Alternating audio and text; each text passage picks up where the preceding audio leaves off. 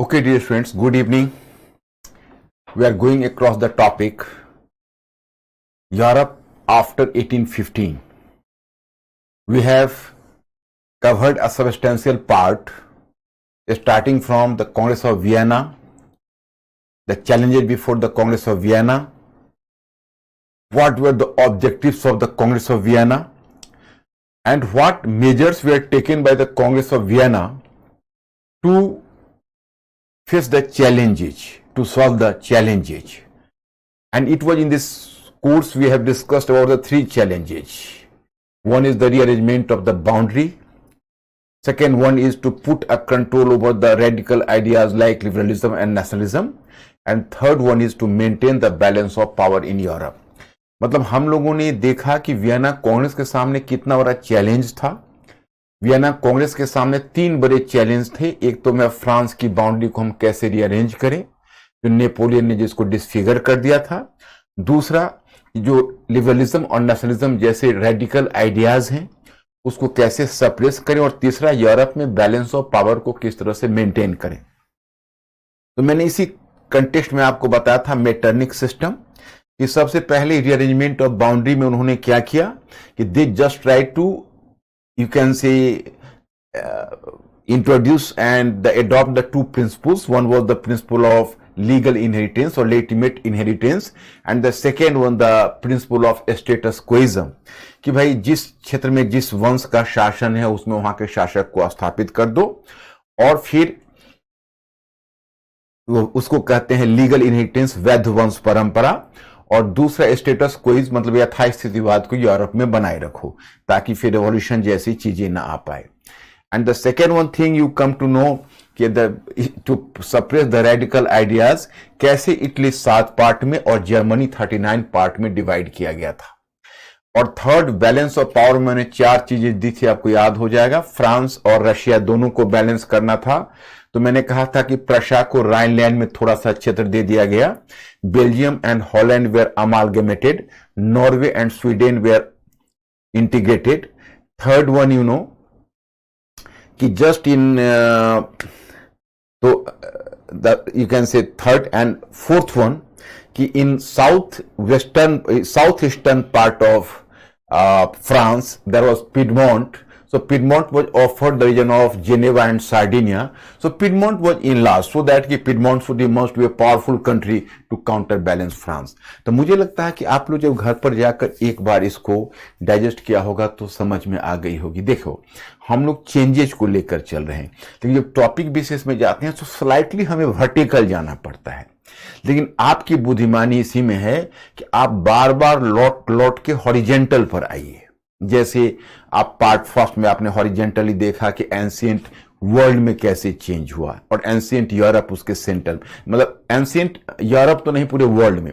Medieval में आपने देखा फिर राइज ऑफ मॉडर्न वेस्ट कैसे हुआ, यूरोप कैसे आगे बढ़ गया।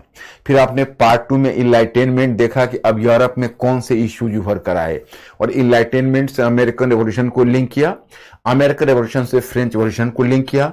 अब फ्रेंच रेवोल्यूशन का जो 25 इयर्स तक जो यूरोप को उसने ट्रांसफॉर्म किया, उसके बाद यूरोप का क्या सिनेरियो है थ्रू आउट 19th सेंचुरी। तो हम लोग इसको थ्रू आउट 19th सेंचुरी ले जाएंगे, लिबरलिज्म और नेशनलिज्म के इंपैक्ट को दिखा रहे हैं। फिर यहां रुकेंगे, तब हम लोग जब पार्ट 3 में जाएंगे तो फिर इंडस्ट्रियल रेवोल्यूशन से जाएंगे। इसलिए लेकिन मैं आप लोगों से रिक्वेस्ट कर रहा कि आप जब तक थोड़ा सा टाइम सोचने पर, अगर डिस्कशन पर भी थोड़ा दे दें तो सोने में सुहागा है। Even if you are not having the time and you can see and the facilities for having discussion with your nearest colleagues and your friends, so in that case there is one help. You have to spend at least 20 minutes to 25 minutes overthinking and doing some sort of intellectual fermentation every day in the evening. And whenever you are moving from one chapter, evening, night, morning, whatever time is suitable to you, there is no fixed time. But there is one precaution कि while going to bed for sleep you will never do that, otherwise that is going to disturb your sleep. आप कभी भी bed पर जो सोने के लिए चले जाए तब आप उसमें छेड़छाड़ सोचने वाला काम ना करें। बाकी जगहों पर हाँ, रोड पर चलते हुए ना करें, सामने ट्रैफिक होगा। बाकी इन दोनों क्षेत्र से बचाव करके आपको जब मौका मिले, बाथरूम में हो, नहा रहे हो, खा रहे हो, कहीं भी आप थिंक कर सकते हैं, और वो आपको एक रीजन से दूसरे पर आपको लिंक करके आपको सोचने वाला प्राणी, थिंकिंग क्रिएचर बनाएगा। सो माय फ्रेंड्स, सो इस तरह से इसको हम प्रिजर्व करके रखना है। देखो, हम डिलीवर कर रहे हैं, आपको स्टडी मटेरियल दे रहे हैं, that is the one aspect, but main challenge before you is कि how to assimilate the things. You will assimilate the things, you will answer the question, that's enough. Now you can say challenges of Congress of Vienna. Concert of Europe was created, and the concert of Europe had to work as the watchdog of Europe. It was bulwark against all sorts of changes, this Vienna model, Vienna system. But my friends, the conflict was moving on. Conflict was moving on between the forces of continuity and the forces of changes. Forces of continuity was represented by the monarchy, the aristocratic class and church, Rajtantr, Kulin worg और church. And the forces of changes was represented by ideologically liberalism. What is liberalism? I have made you clear. And nationalism. And on material basis, it was industrial revolution. Because industrial revolution, just as the result of industrial revolution, the economic structure of Europe surpassed its political and social structure. So the change was simply a matter of time. If the economic change is going on, you cannot stop the process of the political and social change, because the economic change is the basis of all sorts of change. So once you know कि the industrial revolution started, देखो industrial revolution में एक अलग topic में लूंगा, लेकिन अभी हम 19th सेंचुरी में आगे बढ़ रहे हैं, तो कई जगहों पर ओवरलैपिंग होगा टॉपिक में, बिकॉज जब नेशनलिज्म को लेकर हम 19th सेंचुरी तक आएंगे तो पैरेलल में इंडस्ट्रियल रेवोल्यूशन भी तो चल रहा है। Even it is going to affect the whole process. ये प्रोसेस एक दूसरे से अफेक्टेड होकर चलेगा। So my students, the forces of change, the forces of continuity could not maintain its dominance for a longer time, and it had to meet the challenge from the forces of change. So as the consequent result was the various revolts and revolutions. So it was in this context, my students, I have mentioned about the revolts of 1820s, which started from France and spread to the different parts of Europe. Not simply that, it affected even other continents like Latin America. There I have cited the example of Simon Bolivar. You might have found the name of Simon Bolivar in Latin America. And how did Simon Bolivar organize a revolt against Spain? And a war of liberation started in Latin America. How did European powers decide to dispatch an all-European army to suppress the revolt of Latin American colonies on the behalf of Spain? But it was Britain which disliked the whole, you can say, the whole operation, and this measure was opposed by Britain in Europe, and then Britain provoked USA to intervene into the matter. And then I have mentioned about the Monroe Doctrine. What was the Monroe Doctrine, and how did Monroe Doctrine prepare the way for the foreign policy of USA till the Second World War? And the USA started, you can say, introduced the policy of isolationism, means USA didn't cross the other side of Atlantic, means the USA didn't the USA would not intervene into the other side of Atlantic, and European powers were seriously prohibited never to intervene into the, you can say, western side of Atlantic, means in the matter of American continent. So in this way, my friends, this was the Monroe Doctrine, and it became the, you can say, cornerstone of the foreign policy of USA. मतलब कैसे Munro सिद्धांत ने संयुक्त राज्य America के foreign policy का basis तैयार किया, ये भी मैंने कल आपको समझाया। Then you come to the revolution of 1830s.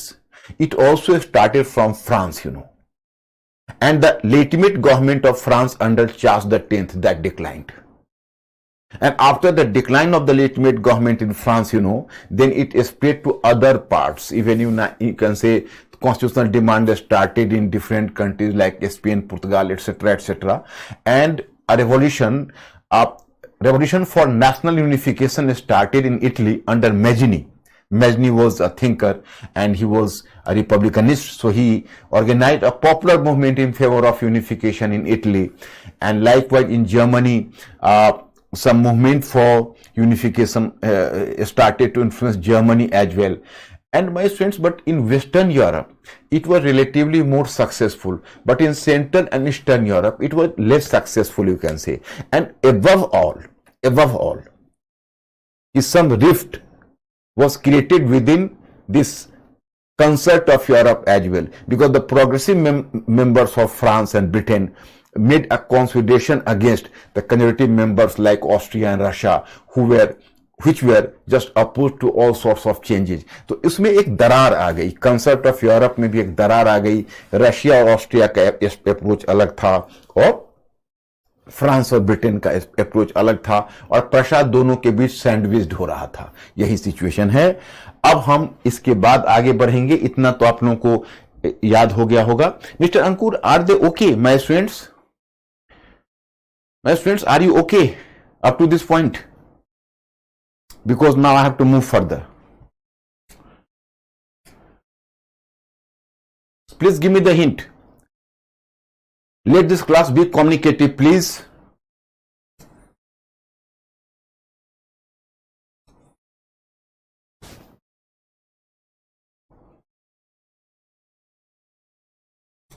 Okay.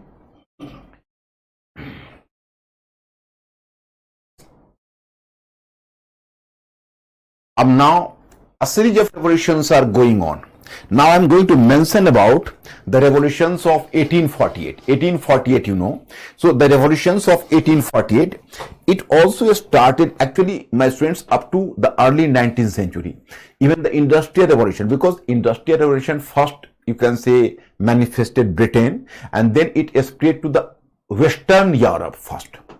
And in Britain, its presence was felt for the first time in the end of 18th century, but up to the beginning of 19th century, it manifested itself clearly in the different, it manifested itself clearly in the different facets of the British life, you know.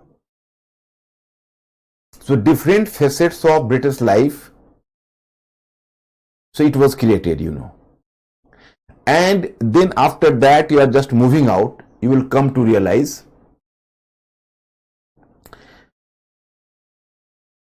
from during this phase to the subsequent period, you know, and once this movement started, you know, so this started from France itself, you know, and spread to the just a forest fire in the different parts of Europe. But one important thing was that now Industrial Revolution started to influence the socio-economic life of Western Europe. तो पहले France से start हुआ, and France में who was the ruler? Are you recalling कि at that time the government of Charles the 10th decline, so this government was replaced by a new government under whom this government was replaced by a new government under, you know, that was the government of Louis Philippe was replaced by a new government under a republic. A republic, here I have to inform you, when the French Revolution started in 1830s, I am just moving 18 years back. So you will come to know that actually at that time there was the government of Charles the 10th, and Charles the 10th was the successor of Louis 18th. And when the revolution started, so there were three parties participated in the revolution. One was, you know, monarchist party. Monarchist party believes that this monarchy had to be replaced by another monarchy. Second one was Republican party. The third was Bonapartist. Bonapartist means that the party was following the principles of Napoleon Bonaparte, and Napoleon Bonaparte was the ideal figure, the ideal model for this party. And this party believes that any member from the family of Napoleon Bonaparte should be restored on the throne, or you can say should be elected as the president or the head of the government, any member from the family of Napoleon Bonaparte. So that was called the Bonapartist party. So initially when the revolutions had taken place in 1830s, which I mentioned earlier, So this revolution, you know, there the three parties participated enthusiastically. So, but Republicanist Party was neglected because Republicanist Party could not gain ground for the fact that still the French people didn't forget the excesses done by the previous republic. Previous republic means Jacobean terror. So still they were, you can say, scared about the Jacobean terror. So that's why you will come to know the Republicanist Party this time didn't get ground or didn't attain the popular support. Even Bonapartist Party could not get the wider support. So after all, it was the monarchist party which had the sway, which became the leading party after the revolution of 1830. So that's why the government of Charles X was replaced by another monarch. It was Louis Philippe. But this Louis Philippe was different from the government of Charles X in that after all, the Charles X was making a claim of the government on the basis of his hereditary right. But this Louis Philippe was definitely the monarch of the people. So he was not as adamant as and as autocratic as Charles X. But after the rule of 18 years, even Louis Philippe turned to be a bit more autocratic. And the people of France started to dislike him. And whenever the people opposed certain measures by Louis Philippe, so Louis Philippe tried to suppress the popular will in the same manner which had earlier been done by Charles X. So obviously you can say the background for the revolution of 1848 was already prepared. In the meantime, the social composition of Western Europe at least changed, because now the Industrial Revolution started to influence the socio-economic life of Western Europe. So as the result of industrialization, on the one hand, the middle class was strengthened further after attaining the more economic power, but simultaneously there was the birth of a new class. It was the industrial working class. So through the combined power of, you know, the middle class leadership and artisans, now in Western Europe, the forces of change emerged to be more prominent and more strong, or you can say stronger. जैसे देखिए, मैंने आपको बताया कि अब situation बदल चुका है 1848 तक, औद्योगिक क्रांति आ चुकी है, तो उसने वेस्टर्न यूरोप, देखो अब इंडस्ट्रियल रेवोल्यूशन में क्या था कि पहले ब्रिटेन में शुरू हुआ, और ब्रिटेन में शुरू होने के बाद सबसे पहले वेस्टर्न यूरोप का आप मैप अपने दिमाग में रखना। तो वेस्टर्न यूरोप का मतलब, मेरा मतलब है फ्रांस, स्पेन, पुर्तगाल, ब्रिटेन तो सबसे पहले, फिर Denmark, Sweden etcetera. So they are just forming the part of western Europe. Even you can neglect Denmark, Sweden, Spain, पुर्तगाल, बेल्जियम, हॉलैंड एटसेट्रा. तो पहले यहां पर इंडस्ट्रियल रेवोल्यूशन का इंपैक्ट सबसे पहले आया. तो इंडस्ट्रियल रेवोल्यूशन का इंपैक्ट आने का मतलब था कि एक बार एक तरफ जो मिडिल क्लास है वो पहले से ज्यादा पावरफुल हुआ, नंबर वन. और नंबर टू कि जो एक नए इंडस्ट्रियल क्लास पैदा हुआ, और जो इंडस्ट्रियल क्लास था वो बहुत ज्यादा चेंज, इंडस्ट्रियल वर्किंग क्लास, तो इंडस्ट्रियल वर्किंग क्लास पैदा हुआ. तो अब through the combined power of the middle class and the so called artisan class, जो इंडस्ट्रियल वर्किंग क्लास जिसको कहते हो, अब जो फोर्सेस ऑफ चेंजेज है, जो परिवर्तन की शक्ति हो, काफी मजबूत हो गई. तो ज्यादा परिवर्तन की मांग करने लगी. तो जो लुई फिलिप की गवर्नमेंट थे उसके सामने रिफॉर्म्स के डिमांड उठने लगी, और लुई फिलिप की गवर्नमेंट इसके लिए तैयार नहीं हुआ. So the revolution of 1848 started in France first. अब my students, here I am giving you a diagrammatic representation of different regions so that you can catch sight of the different regions where the revolution started to influence. अब जैसे देखिए,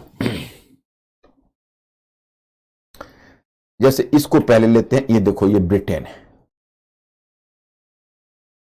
ये English channel है that is dividing between Britain and France, and here is you know France. But in this area you will come to know Belgium and Holland. Belgium and Holland. That is here. So earlier it was just amalgamated as the Netherlands, but in the revolutions of 1830s, there were the, you can say, gradually the Belgium got freedom from Holland, I have told you. And this is, you know, Germany. This is Denmark. Here Norway and Sweden, you know. And this is Spain.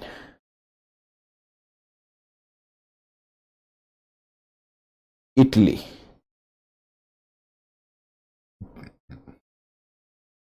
Austria, Poland, Russia, Ottoman Empire. So this is the scenario of Europe, you can say, gradually. This is the scenario of Europe.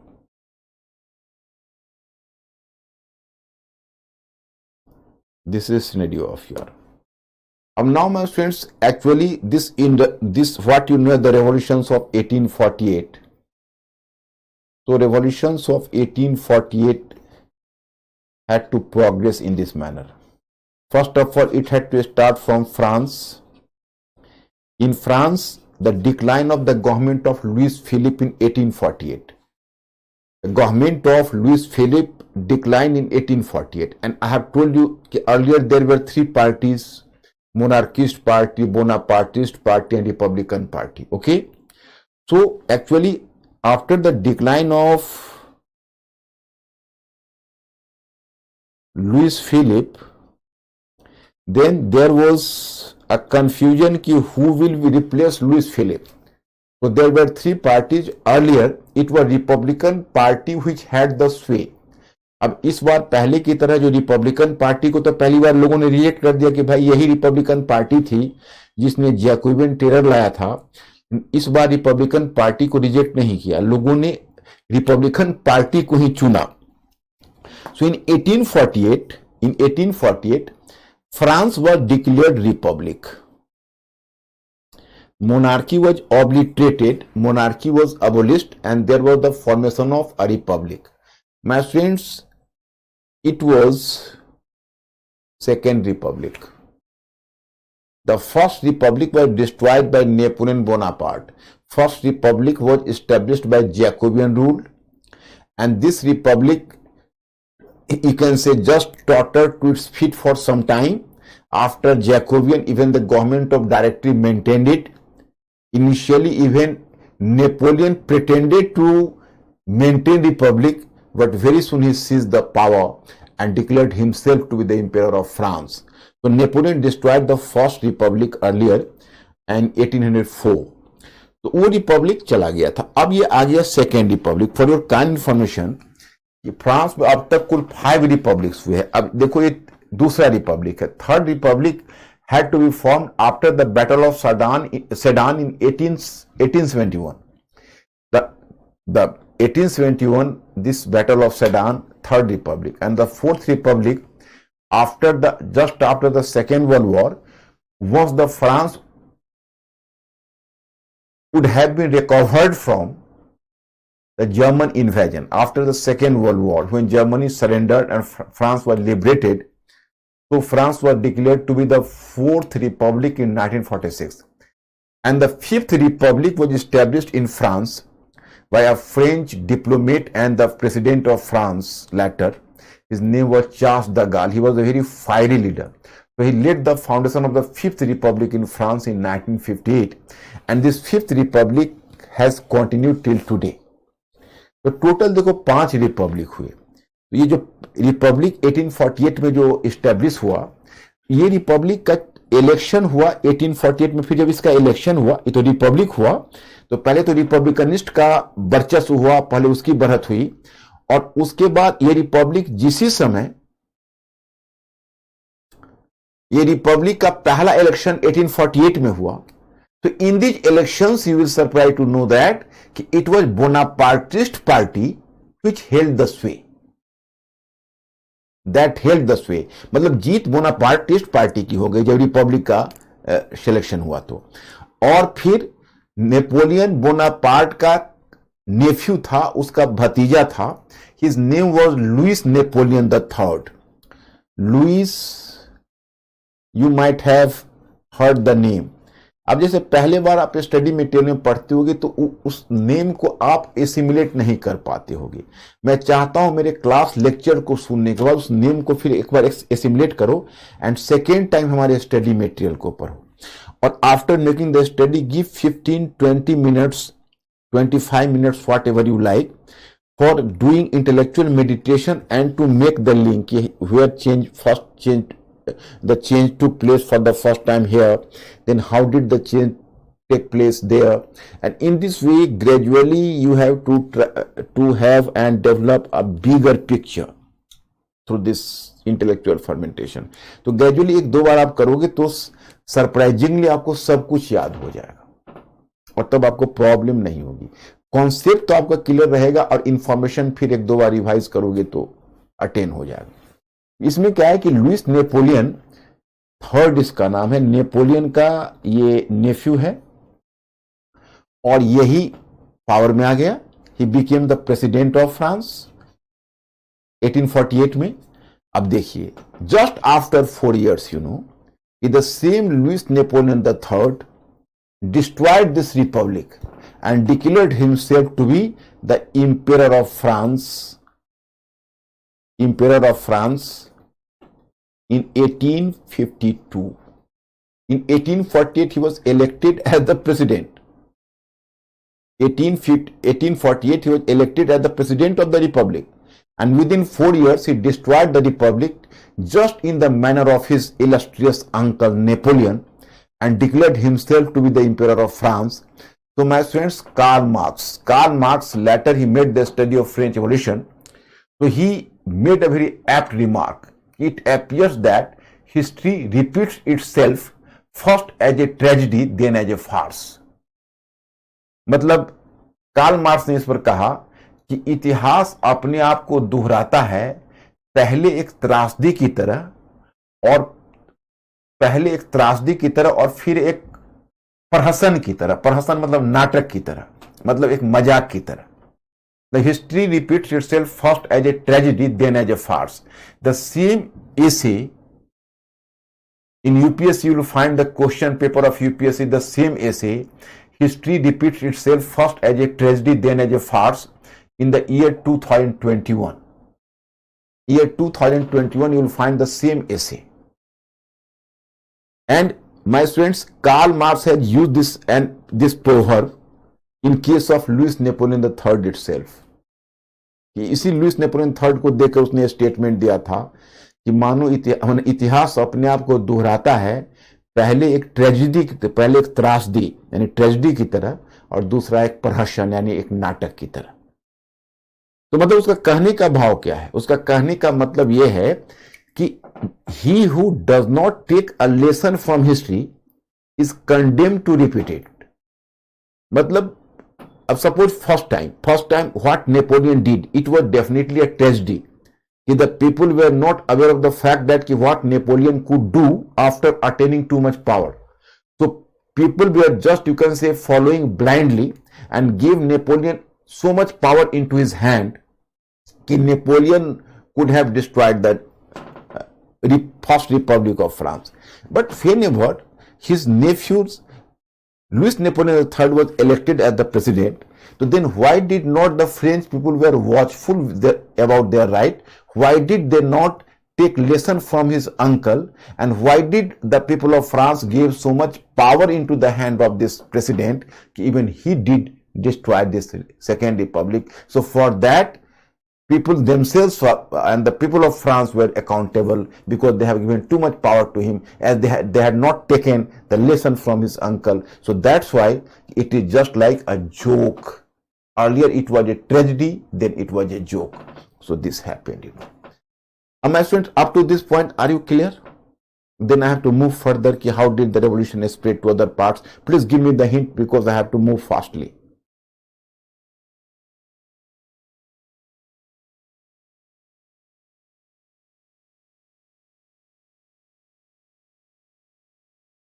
Be fast.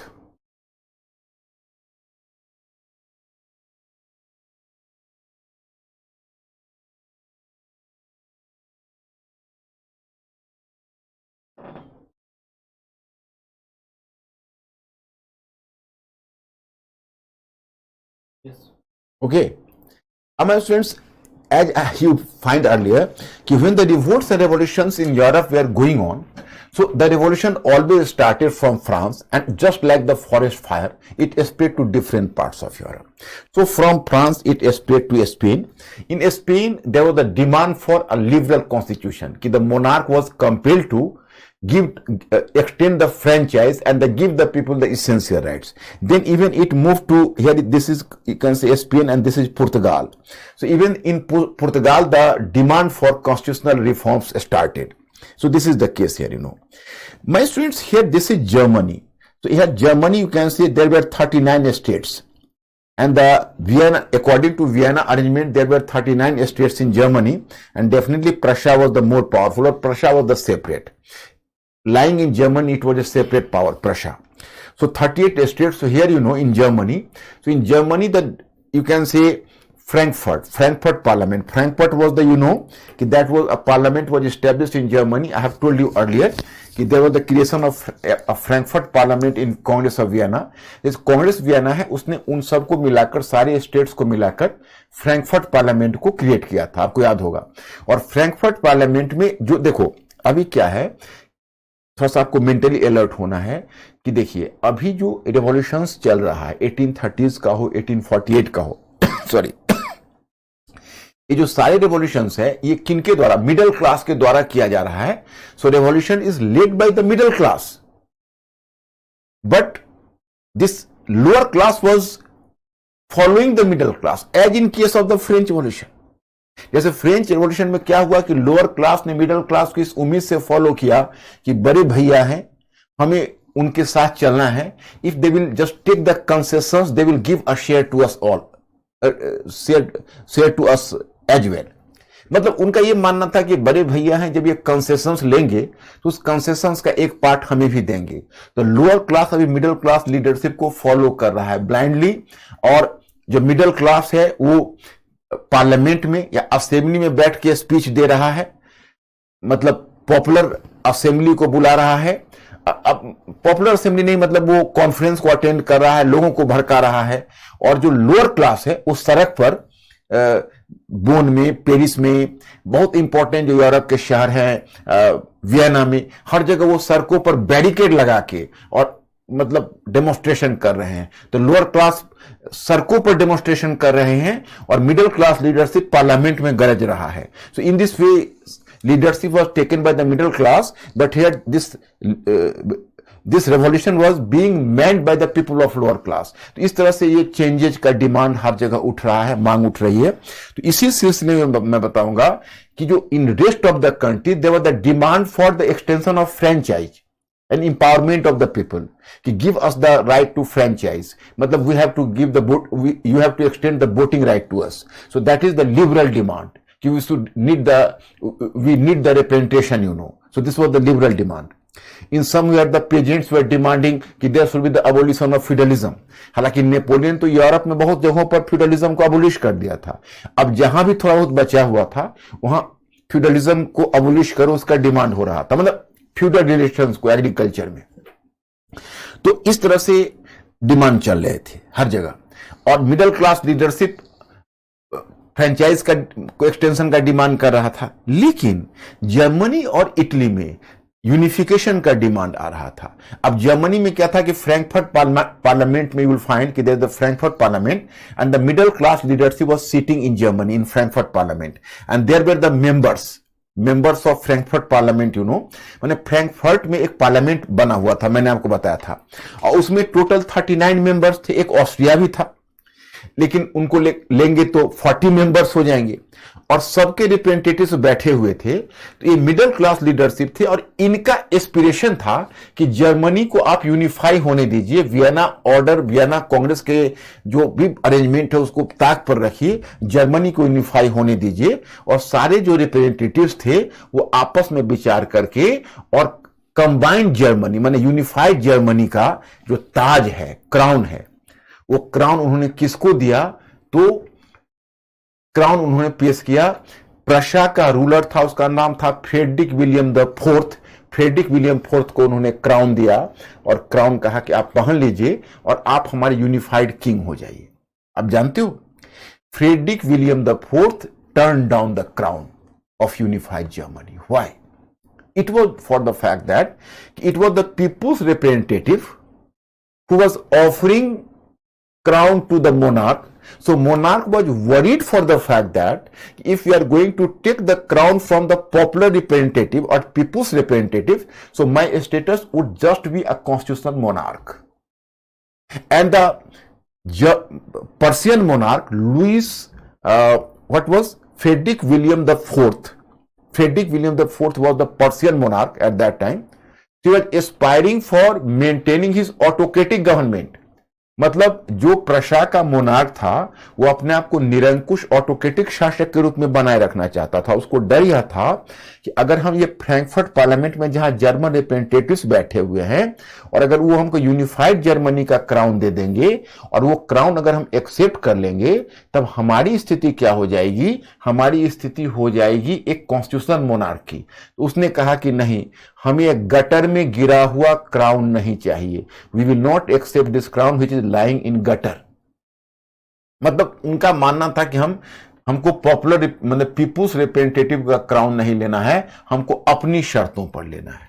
और उसने फिर किया, एरफर्ट में एक दूसरा parliament का session Frankfurt से हटा के एरफर्ट में बुलाया और तब उसने कहा कि देखो रिप्रेजेंटेटिव, अगर आप यूनिफिकेशन चाहते हैं और आप चाहते हैं कि यूनिफाइड जर्मनी का क्राउन हम लें तो आपको हमारे कंडीशंस पर आना होगा, कि आपको हमारे पावर को एक्सेप्ट करना होगा और हमारे कंडीशंस पर आना होगा.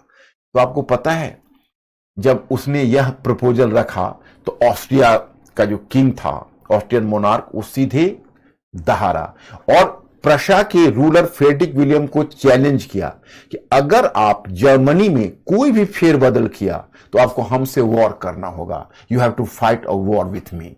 सो Frederick William the Fourth, he retracted. He came under tremendous psychological pressure after the threat from Austria, and he withdrew his proposal. He retracted from his proposal. So it was a humiliation for Prussia.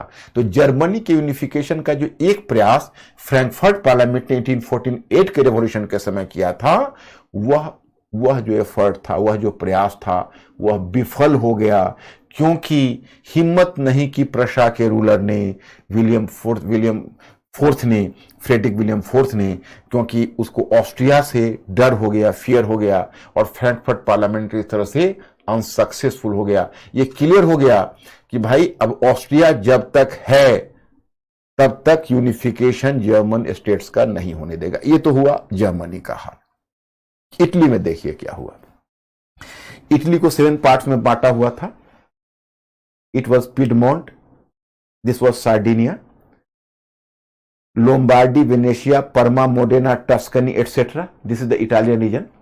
तो here you know कि Italy was also aspiring for unification. So actually Italian nationalists, they made an appeal to the ruler of Piedmont, Sardinia. The ruler of Piedmont, Sardinia, his name was Charles Albert.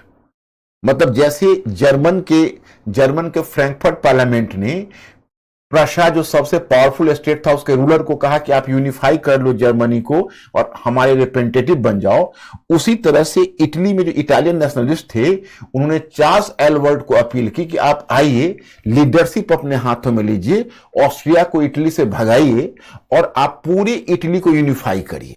When you have to unify Italy under your own control. So Charles Albert became too much enthusiastic. Unlike Frederick William IV, he became too much enthusiastic and he really planned to expel Austria from Italian region, and he gave a military challenge to Austria and he declared a war against Austria. But still Piedmont, Sardinia as a power, it was not a match for Austrian Empire. So Austrian Empire defeated him in a series of battles. So after that, the aspiration and effort for unification of Italy was foiled in 1848. तो दोनों जगहों पर nationalist को निराशा हो गई.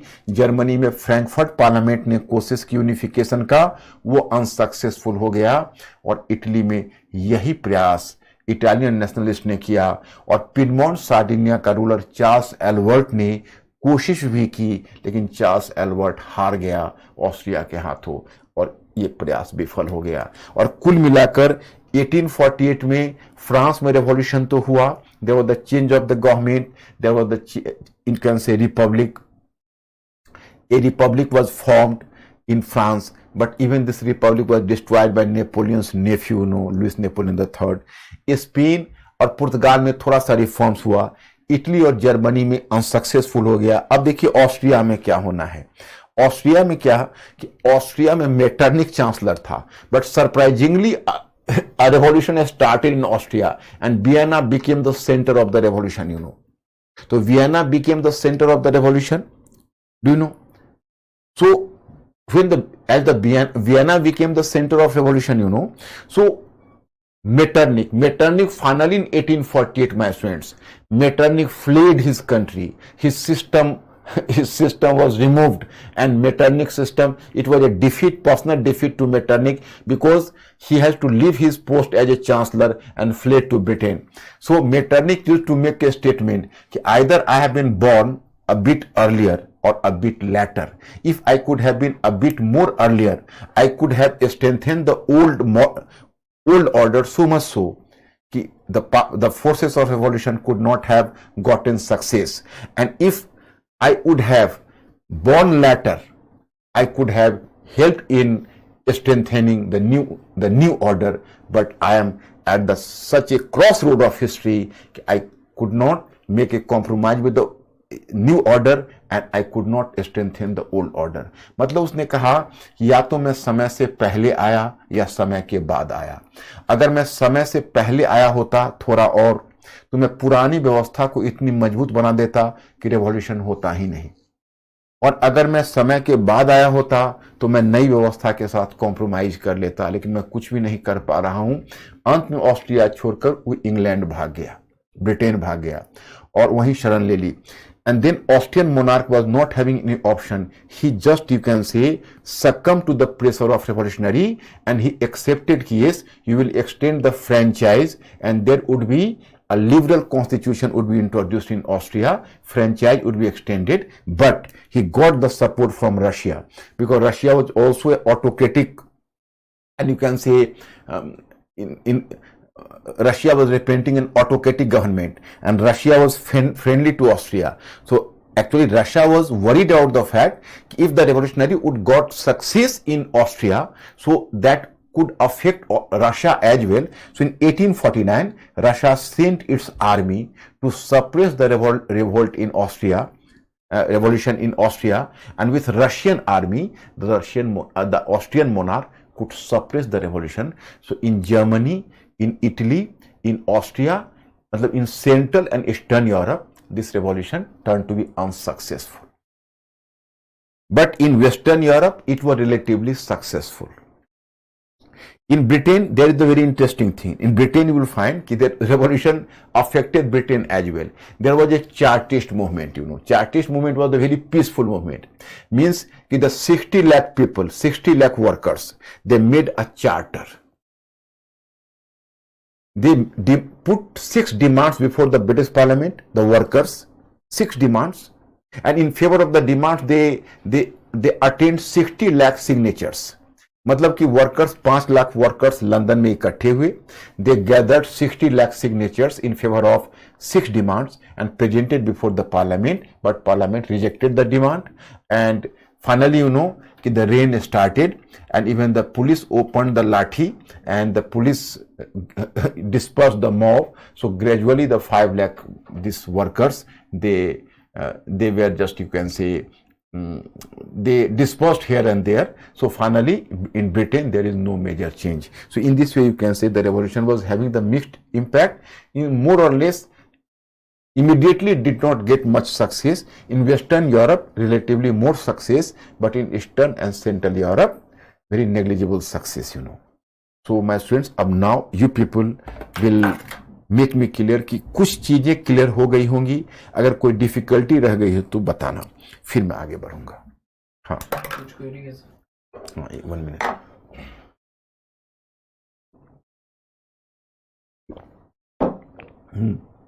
Venugopal पूछने से, but Persia was the guardian of Germany, and the purpose was not to make Germany unified. नहीं, Prussia was not guardian of Germany. Venugopal and all my students, देखो यहां पर थोड़ा सा तुम लोग को मेरे साथ हिम्मत रखनी पड़ेगी. ये बहुत इंटरेस्टिंग है. थोड़ा आपको यहां उलझन दिखेगी, मतलब you will find a bit complication, but you have to maintain your patience. I will make you crystal clear. तो इसीलिए मैं यहां पर रुका हूं कि आपको समझा दूं. देखो मैं आपको बताता हूं. जैसे ये जर्मनी है. इन जर्मनी में स्मॉलर स्टेट 38 है. इसमें एक है प्रशा है जो बहुत पावरफुल और अलग है. ये यूरोपियन पावर है. ओके, तो ये यूरोपियन पावर है. ओके, और ये ऑस्ट्रिया है. ये ऑस्ट्रियन इंपायर है. तो ऑस्ट्रियन इंपायर का कोशिश ये है कि जिसमें जैसे अब देखो कंसर्ट ऑफ यूरोप है, उसमें एक पावर ऑस्ट्रिया भी है, एक प्रशा भी है. तो कंसर्ट ऑफ यूरोप है, उसकी तो कोशिश है कि जर्मनी में चेंज नहीं हो. तो प्रशा भी चेंज के प्रति न्यूट्रल था, लेकिन ऑस्ट्रिया की तरह इनमिकल नहीं था. ऑस्ट्रिया की तरह यूनिफिकेशन का इनमिकल नहीं था. हालांकि प्रशा को इस यूनिफिकेशन से कोई लेना देना शुरू में नहीं था. प्रशा का मोनार्की इस ऑप्शन पर नहीं सोच रहा था. लेकिन जब जर्मन स्टेट ने स्वयं जब क्राउन उनको सुपुर्द किया, अब आप ही बताइए, आप ही होते तो उसको लालच हो गई. Now Persian monarch was tempted. Idea came to his mind, yes there may be unified Germany and I will be the ruler of this unified Germany. Definitely, Germany would be integrated with Prussia. So this would be the integration, this would be the extension of Prussia. But as Persian monarch, अब suppose करिए कि आपकी निजी property कम है, कोई बहुत बड़ी property दे रहा हो, लेकिन कह रहा हो कि ये सारी प्रॉपर्टी को एक ट्रस्ट देखेगा, लेकिन इतनी प्रॉपर्टी होगी, उस ट्रस्ट का एक आप मजबूत मेंबर होंगे. तो आप कहोगे कि भाई फिर हमें नहीं चाहिए इंटीग्रेशन, क्योंकि हमारी जो भी प्रॉपर्टी हो मेरा पर्सनल प्रॉपर्टी है, और आप एक बड़ी प्रॉपर्टी इसमें मिला दोगे ये तो ठीक है, लेकिन that will be looked after by trust, so I will not be a sole owner of this property. So then what is, so I am happy with my own property. तो वही पर्शियन मोनार्क के साथ था वेणुगोपाल. उसको ये लगता था कि भाई ये लोग तो हमें क्राउन दे रहे हैं, लेकिन कल को कहेंगे कि आप ऑर्डिनरी किंग बन जाओ, आप कॉन्स्टिट्यूशनल मोनार्क बन जाओ, तो हमारा स्टेटस तो टूट जाएगा. तो उसको लालच ये हो रहा था कि यूनिफिकेशन का हम लीडर भी बन जाएं और हम unified Germany, Frederick William the fourth को, लेकिन हम अपनी शर्तों पर कि भाई हम अपना पावर नहीं छोड़ेंगे, तुमको हमारे साथ मिलना होगा. तुम अगर ये सोचोगे प्रशा जर्मनी में मिल जाएगा, वो नहीं होगा. जर्मनी को प्रशा में मिलना होगा. उस पर वो बात ही कर रहा था. तो ऑस्ट्रिया ने उसको चेतावनी दे दी कि खबरदार, if you are just going to bring any change in the German constitution and the German region, so you have to face a war from my side. So he retracted. तो अब मेरी बात समझ में आ गया. प्रशा ये ठीक है, वो भी कंसर्ट ऑफ यूरोप का मेंबर था. इनिशियली उसको यूनिफिकेशन से कोई लेना देना नहीं था, उसका एस्पिरेशन भी नहीं था, बट ग्रेजुअली उसको भी एस्पिरेशन हो गया, उसको भी लालच हो गई. पूछने से why Germany didn't give crown to only Frederick William, not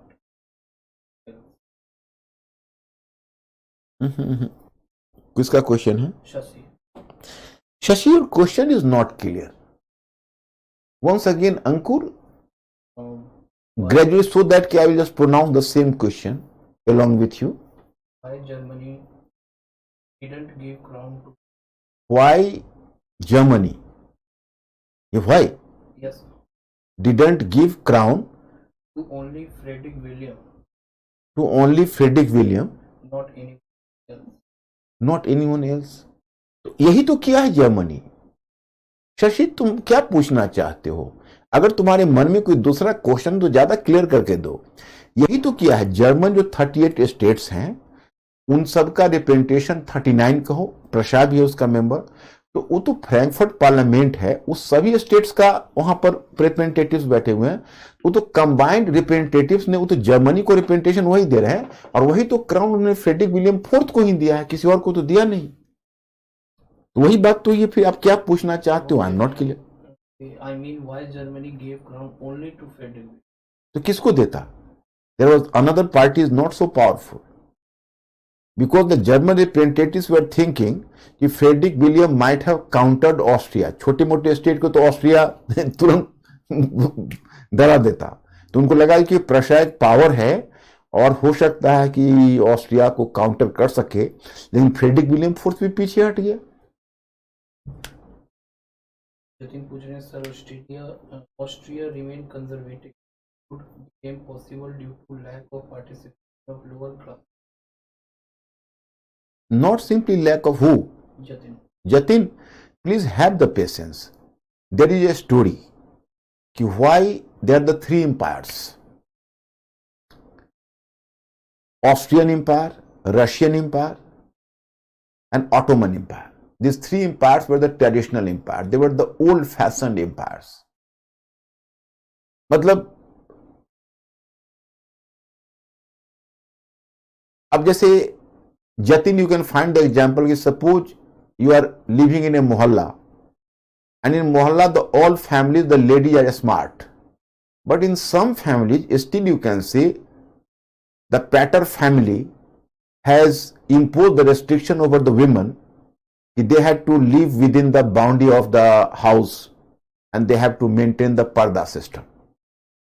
The same happened in case of the three old empires. The changes were going on in Western Europe, but all the three empires remained to be traditional. तो क्या है कि अब उनके साथ दिक्कत ये है, इन तीनों एम्पायर के साथ, अभी तो मैं तो आगे बताना चाहता था लेकिन जतिन तुमने मुझे छेड़ दिया कि एक्चुअली जो थ्री एम्पायर्स है, तो all the three empires were worried about their future because they were the old empires, and idea of nationalism or idea of liberalism are just the anathema to them.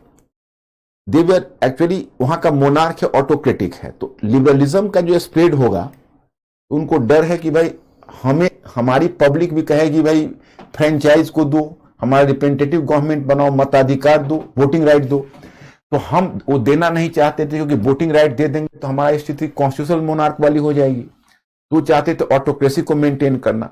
और nationalism से उनको डर यह था कि उनका बड़े बड़े एम्पायर थे और डिफरेंट रेशियल ग्रुप्स के लोग रहते थे, तो नेशनलिज्म का इंपैक्ट उन सब पर ऐसे पड़ा कि सारे रेशियल जो ग्रुप है वो अपने आप को अलग नेशन का मानते हुए और डिमांड शुरू कर देते कि भाई आप हमें सेपरेट नेशन बनने दो। तो this empire might have broken to pieces, so for that fear वो सोचते थे कि हम आइडियाज को स्प्रेड ना होने दें, इसलिए वो वियना कांग्रेस में ऑस्ट्रिया और रशिया दो जो ओल्ड एम्पायर्स थे वेरी वॉचफुल थे।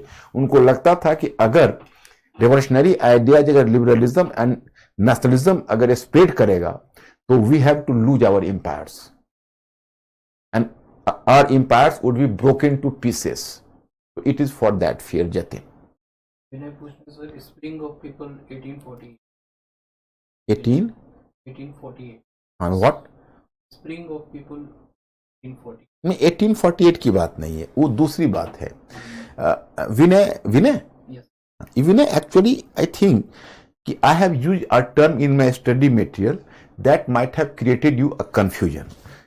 I have given a reference to 2010, मतलब in 2010 in Arab region, present Arab region, one revolution occurred and that is called Arab Spring. In Arab Spring you can say that the revolution started from Tunisia, it spread to Egypt, and from Egypt to different parts of Europe, different parts of Arabia, and different states like Yemen, like different, Tunisia, Libya, Syria, all were going to be affected. So this Arab Spring was supposed to be unsuccessful, failure. This Arab Spring was supposed to be failure, a big failure. तो अरब spring जो है वो fail कर गया। यही मुद्दा अब उभर कर आ रहा है अरब स्प्रिंग को लेकर कि देखो ये जो अरब स्प्रिंग है वो तो फेल कर गया, तो क्वेश्चन हियर एराइजेज, जो मुद्दा अब उभर कर आ रहा है वो ये है कि भाई 1848 का जो रेवोल्यूशन है जो मैंने अभी बताया आपको, so that is being compared with the Arab spring, कि अरब स्प्रिंग की तरह ये भी फेलियर रहा। लेकिन अरब स्प्रिंग का एक फायदा क्या है, जैसे उस समय के जो, बल्कि 1848 से जो लोग कंपेयर करते हैं बताते हैं कि 1848 का जो रेवोल्यूशंस आपको दिख रहा है, इमीडिएटली, और यू कैन से इन immediate context they didn't get expected success, they were relatively failure. मतलब जो रेवोल्यूशनरी सोचा था वो हुआ नहीं। तो लेकिन my students, still in long term it was not a failure. In long term, why? In long term there a lot of changes, means ki in this revolutions of 1848 raised the question, and the question was gradually fulfilled till the end of 19th century. Means ki the impact of this great revolt of 1848, the great revolutions of 1848, so the impact was visible throughout 19th century, and changes had continued in the slow pace. In long term it was not failure, but in immediate context it was a failure. So whenever 2010 Arab Spring failed in short term and you can say in immediate context, so critics was making attack on the Arab Spring and they tried to compare it with the revolutions of 1848.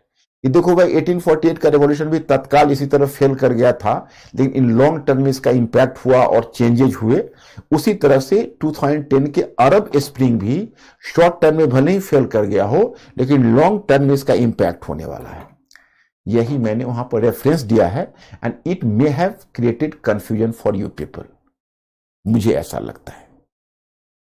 If am I right? Manas पूछ, why Europe is always unstable and why so many disastrous war took place in Europe? Who? नहीं Manas, if Europe was unstable, even other continent was equally unstable. But after 17th, 18th century, the history of other continent was widely attached to European history, you know. अब suppose you can say in Asia, so larger part of Asia was colonized. So there the war and peace was decided by European powers themselves. If there was the war in Europe or war between two parties in Europe, there was the extension in Asia, Africa, in other continent as well. अब here you can find the example of World War. अब first World War and second World War, अब तुम गौर करके देखो, both the wars were European war. First World War was also European war, second World War was also European war, but they have consciously give the name World War to legitimise it. अब उनका अपना रायता है जो हमको साफ करने के लिए कहा. अब उन लोगों का आपस में लड़ाई फर्स्ट वर्ल्ड वॉर में और सेकेंड वर्ल्ड वॉर में अपनी यूरोपियन पावर्स में हो रहा था, और एक्सटेंड कर दिया दूसरे कॉन्टिनेंट में, कॉलोनीज को भी इन्वॉल्व करवा दिया, हम लोगों को भी इन्वॉल्व करवा दिया. हम लोग को first World war second World war से क्या लेना देना था बताइए. और हम लोगों को बेलिजेरेंट पार्टी घोषित कर दिया. They declared ourself as the belligerent party. So ऐसा नहीं है. अब हम लोगों का जो भी फॉरेन पॉलिसी है वो वही डिसाइड करते थे, क्योंकि हम लोग तो कॉलोनी हो चुके थे. अफ्रीका का भी वही हाल था, लैटिन अमेरिका भी सेमी कॉलोनी ऑफ यूएसए था. तो मतलब हम लोग इंडिपेंडेंट कहां थे.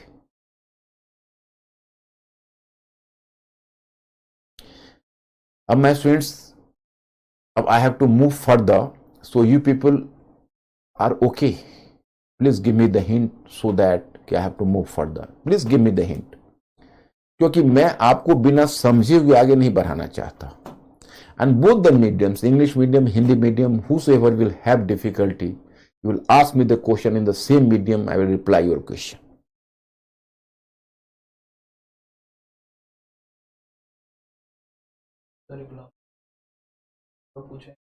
Oppose Italy and Italy.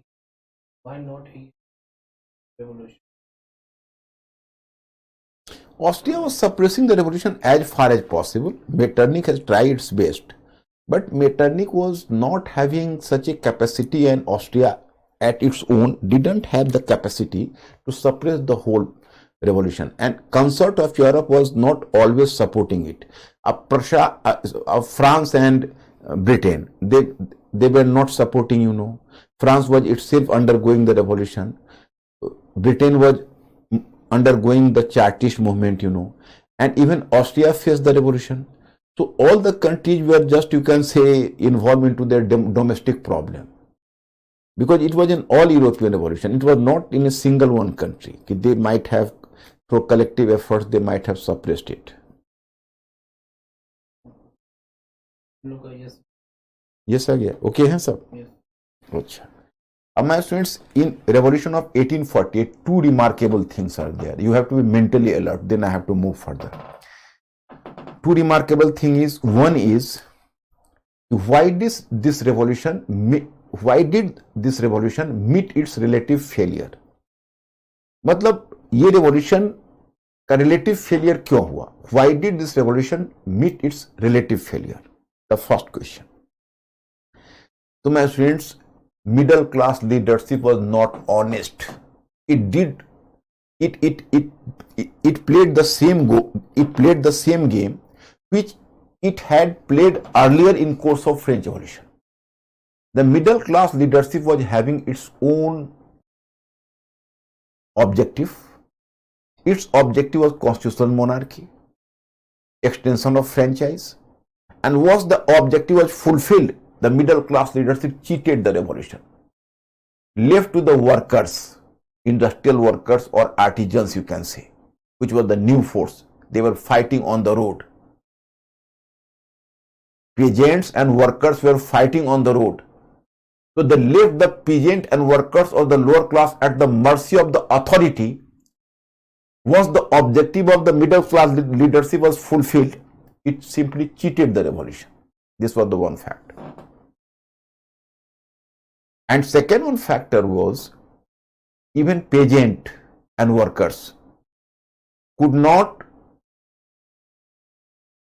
work together for a longer time, because there was difference in the objective of peasants and workers as well.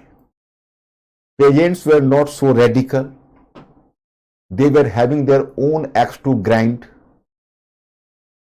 In fact, the peasants, once the feudalism was abolished and certain concessions were given to peasants by the landlords, the peasants also withdrew from the revolution, leaving workers alone in the battlefront. So it became easy for the authority to suppress the workers or artisans. So that's why the revolution failed. Now here I have to make you information. Later I will discuss about Karl Marx, and what I am just telling you presently, so I will remind you that at that time also, my students, you have to be careful. Whenever I will teach you Karl Marx, I will make you clear actually what middle class leadership did and what relationship existed between peasants and workers. So that influenced the whole theory of Karl Marx. Karl Marx made a serious study of French Revolution and the subsequent revolution of 1820s and 1830. And so far as the question of the revolutions of 1848 is concerned, so at the time of revolutions of 1848, Karl Marx was himself an eyewitness. He was himself an eyewitness. And Karl Marx was at that time, where he was at London. And he was an eyewitness to the revolution. So he developed his theory. First thing, he just, at the time of the revolution, the Karl Marx, the so-called, you can say Karl Marx just published his so-called Communist Manifesto. Have you heard the name? Communist Manifesto. And in this Communist Manifesto, he addressed the workers. The workers of the world unite. You are nothing to lose except chains of sorrow. मतलब दुनिया के मजदूरों एक हो, तुम्हारे पास कुछ भी खोने के लिए नहीं है सिवा दुखों की श्रृंखला के. मतलब कार्ल मार्क्स ने वर्कर्स को चेताया. समझ रहे हो? उसने he warned the workers, you should not follow the middle class leadership. Middle class leadership is very selfish, self-centered, and it will always, after fulfilling its own objective, it will always cheat you as it had done earlier. So unite. And my friends, after this declaration, you know, if forever the so-called proletariat, Karl Marx used to characterize and call the industrial workers as a proletariat. The proletariat is the term. I will discuss later whenever I teach you Marxism and socialism. Karl Marx used to address them with the term of proletariat. Proletariat, you know. Karl Marx used to use the term for them. And for middle class leadership, what term? Bourgeoisie. Bourgeoisie. For workers, he used to use the term proletariat, and for middle class and capitalist, bourgeoisie. So it is believed when Karl Marx just wrote this published the Communist Manifesto in 1848. So after that, forever, this lower class movement or the proletariat movement separated from bourgeoisie movement forever. मतलब उस समय से जब उसने workers को चेताया कि देखो तुम इस मिडिल क्लास लीडरशिप के चक्कर में मत पड़ो, ये हमेशा तुम्हारे साथ इसी तरह चीट करेगा, तो फॉरएवर के लिए वहां से जो लोअर क्लास मूवमेंट है वो मिडिल क्लास मूवमेंट से अलग हो गया. अब वो मूवमेंट अलग अलग, पहले तो lower class middle class leadership को फॉलो करता था, अब लोअर क्लास को एक अलग लीडरशिप मिल गया, तो अलग हो गया. एंड ये इसका सिग्निफिकेंस है. This is the significance of revolution of 1848. My students, one important thing is which I'll mention later, क्योंकि देखो जो नॉलेज होता है वो भी बड़ा कॉम्प्लिकेटेड चीज है. मतलब जैसे ड्रॉप से ओशन भरता है, उसी ड्रॉप से नॉलेज से आपकी नॉलेज इनरिच करती है. तो जैसे अभी मैं बता रहा हूं, आगे जब तुम मार्क्सिज्म पर होगे तो वहां फिर रेफरेंस मिलेगा आपको. यहां का रेफरेंस वहां आपको ज्यादा क्लियर होगा. जैसे देखो यहां पेजेंट्स ने भी वर्कर्स को धोखा दिया है, चीट किया है, क्योंकि पेजेंट्स के अपने ऑब्जेक्टिव पूरे हो गए तो उसने वर्कर्स को बीच में छोड़ दिया. तो कार्ल मार्क्स ने उससे भी लर्न किया, और कार्ल मार्क्स ने just try to develop his theory कि अकॉर्डिंग टू कार्ल मार्क्स कि proletariat class simply workers belong to this proletariat class, not peasants. Karl Marx was not having faith in peasants. He didn't believe that the true proletariat are the peasants. He believed that peasants are not proletariat because they are owning the private property. They were owning the land. And according to Karl Marx, those who are owning the private property can never be true revolutionary. So he was never ready to give independent role to peasants. Peasants could work as the subordinate force to workers, but peasants could not be given the independent role because they are not proletariat. मतलब उसका कहना था कि भाई आप workers को proletariat कहो, उसको हिंदी में सर्वहारा बोलते हैं, सर्वहारा, लेकिन आप पेजेंट्स को नहीं कह सकते, क्योंकि पेजेंट जो होते हैं, जो किसान होते हैं, उनके पास निजी संपत्ति होती है, प्राइवेट प्रॉपर्टी होती है, तो कभी भी वो बहुत रेडिकल नहीं हो सकते. इसलिए जो कार्ल मार्क्स है उनको पेजेंट्स पर कभी भरोसा नहीं था. तो आपको मैं आगे बताऊंगा कि पेजेंट्स को प्रोलेटेरिएट के ग्रुप में लाने वाला चाइनीज कम्युनिस्ट लीडर होगा Mao Tsetung in China. Whenever I will teach you Chinese revolution. तो ये यहां से जो उसका बाइज्ड या प्रिजुडिसेस है कार्ल मार्क्स का, वो इसी 1848 के रेवोल्यूशन से ही शुरू हुआ है. इवन फ्रेंच रेवोल्यूशन से भी है, लेकिन 1848 के रेवोल्यूशन से ज्यादा.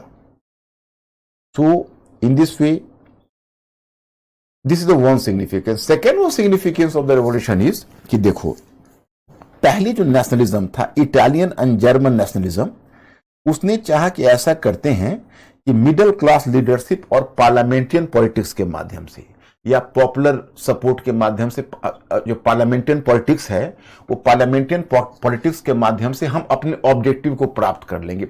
इनिशियली दे ट्राई टू, जैसे अब मैजनी है, he started a popular movement in Italy in favor of unification. And likewise you can say, here you find in Germany it was the Frankfurt Parliament which drew a new constitution and offered the, you can say, crown of unified Germany to ruler of Prussia Frederick William IV. But actually the aspiration of this middle class nationalist was simply foiled, simply you can say dashed down by the autocratic monarch of Austria. Autocratic monarch of Austria let them know clearly कि no, No constitutional change would be accepted either in Italy or in Germany. Unification is not possible till Austria is standing as a bulwark against it. So now, my friends, now this middle class leadership left the hope of the popular support. This middle class leadership left the hope for the popular support, and this middle class leadership directly started to look towards the support of monarchy. तो जो Italian और German nationalist है वो ज्यादा pragmatic, ज्यादा opportunistic, ज्यादा मिलिटरिस्टिक हुआ. उनको लग गया कि देखिए ये पार्लियामेंट के सपोर्ट से या हम पीपुल्स के सपोर्ट से यूनिफिकेशन को नहीं ला सकते. यूनिफिकेशन को लाने के लिए ऑस्ट्रिया के मोनार्क को डिफीट करना आवश्यक है, और जब तक ऑस्ट्रिया को डिफीट नहीं किया जाएगा इटली और जर्मनी का यूनिफिकेशन नहीं होगा. जानते हो यही वजह है कि उन्होंने they started to look towards whom?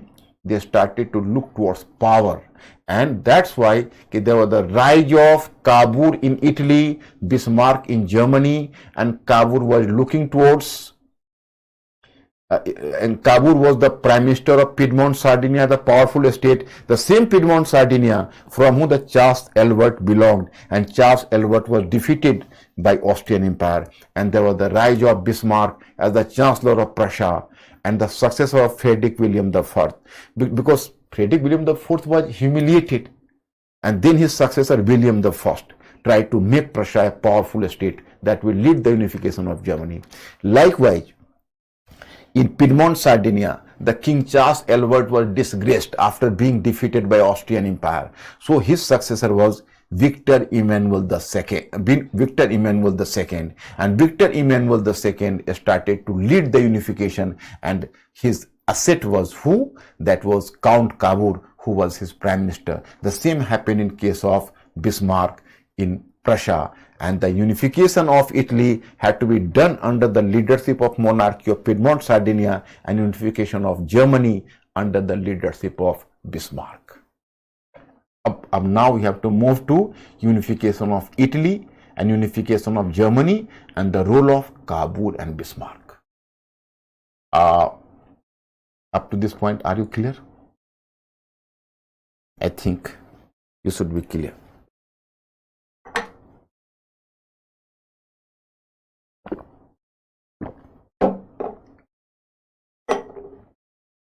But my friends, I have to mention about one incident, because this incident is a trend setter. Crimean War. You might have heard about Crimean War, so I have to mention about this incident, and that is Crimean War. Look, okay hai?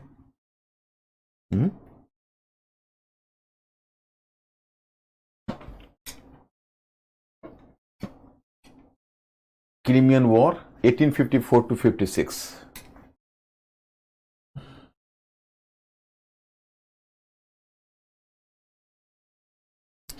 What is this war? I have to make you clear. देखो, Britain, France, that is Germany, etc., whatever may be, and this is Ottoman Empire. Ottoman Empire was having a vast empire, Ottoman Empire. And this is a vast Russian Empire, This is France, And my friends, Louis Napoleon III, he became the monarch. Louis Napoleon III. And he was the nephew of Napoleon, and he destroyed Republic. He was installed as a monarch, and you can say he became the emperor of France. तो अब आपको यह देखना है कि France के people ने या फ्रांस की जनता ने, why the people of France tolerated this? Because the destruction of republic and restoration of monarchy, actually a large number of the people in France could not forget the great nationalist success and the nationalist glory and military success of Napoleon Bonaparte.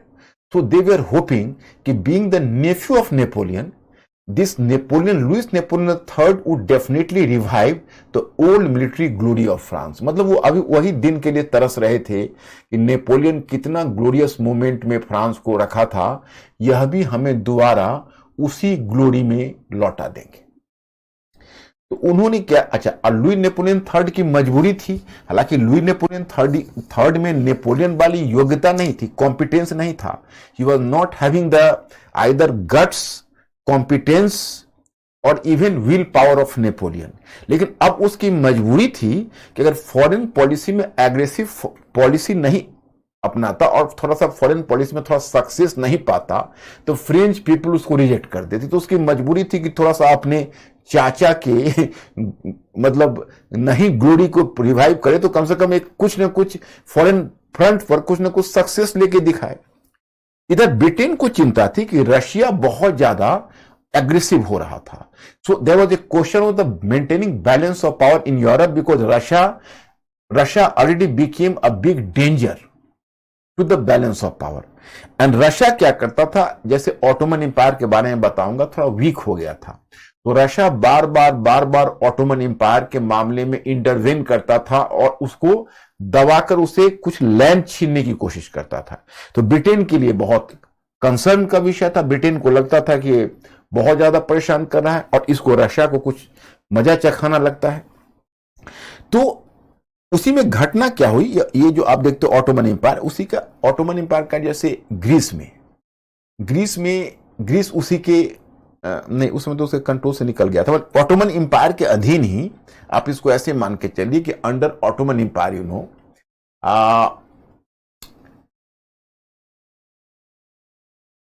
There were certain you can say Greek monks and certain you can say Latin monks।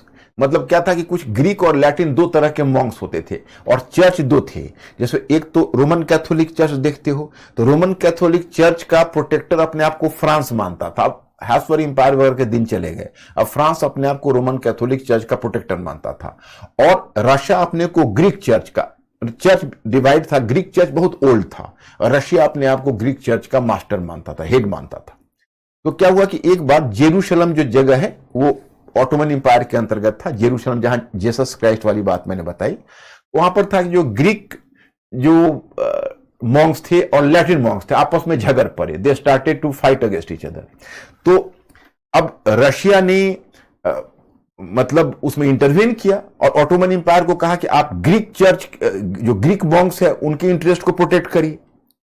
तो अब Louis Napoleon को लग रहा था कि भाई Louis Napoleon third, क्योंकि अगर रशिया ने ग्रीक मॉन्क्स के इंटरेस्ट को प्रोटेक्ट करेंगे तो अगर हम लैटिन मॉन्क्स के इंटरेस्ट को प्रोटेक्ट नहीं करेंगे तो फ्रांस के लोग हैं वो हमसे नाराज हो जाएंगे। तो उसने क्या किया कि उसने तुरंत ऑटोमन एम्पायर को कहा कि नहीं, आप लैटिन मॉन्क्स के इंटरेस्ट को प्रोटेक्ट करिए, you have to protect the interest of Latin Monks.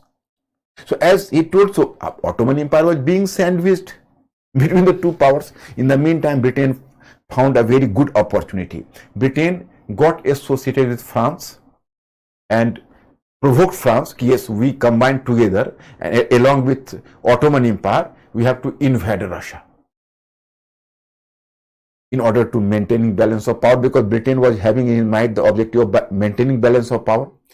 तो इन दोनों ने मिलकर ऑटोमन एम्पायर को मतलब एश्योर किया कि we are just sitting behind you, we are just standing behind you, you have to reject the proposal of Russia. So Russia would be offended and Russia would invade you. In the meantime, we will just, you can say, counterbalance Russia. We have to invade Russia. So through the combined power, we have to defeat Russia. The same happened. In 1854, Ottoman empire reject किया उसके proposal को, Russia ने Ottoman empire पर invade किया, Britain France ने Ottoman empire Russia के against war को declare कर दिया, क्रीमियन वॉर स्टार्ट हो गया। 1854 to 56 Russia was defeated. So it became a great game changer in Europe, this Crimean War, because two things happened. One conservative power of Europe, Russia, was defeated. Russia was working as a bulwark against change.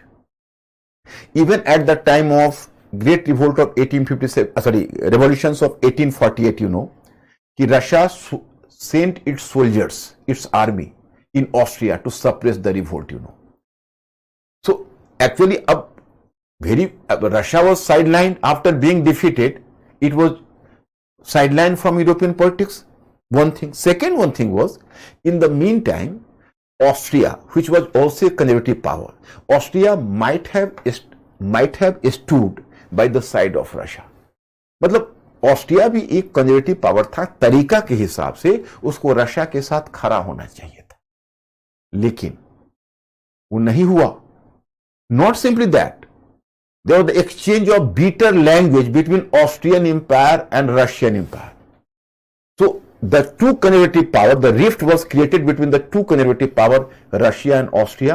Russia was, after having been defeated, Russia was sidelined. So now Austria as a conservative power was all alone for maintaining the old order in Europe, the single guardian of the old order, and it was not the capacity of Austria to protect the old order at its own without the support of Russia. So that's why the base for the future change was prepared. मतलब देखो अब क्या है कि Russia तो पिट के अलग हो गया, ऑस्ट्रिया अलग हो गया और दोनों के बीच डिफरेंसेस भी हो गए. तो अब ऑस्ट्रिया अकेला बच गया यूरोपियन ऑर्डर को बचाने के लिए, और अकेले दम पर ये ऑस्ट्रिया की हिम्मत की बात नहीं थी कि अब उस चेंज को बचा पाता.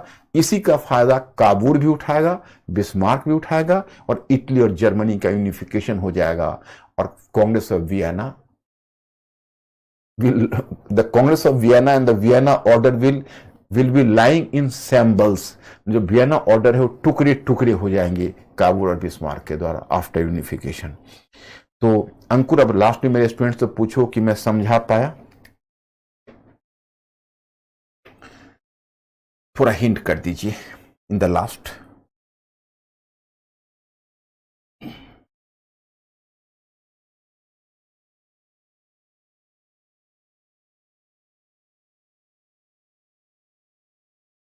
Okay. My students, today, sorry, time is over. I can see you on Monday only. Thank you very much, and I'll see you again. You people have to follow my formula. Everything will be crystal clear. Okay. Any difficulty today, I will once again clarify the things on Monday. Okay. Thank you very much.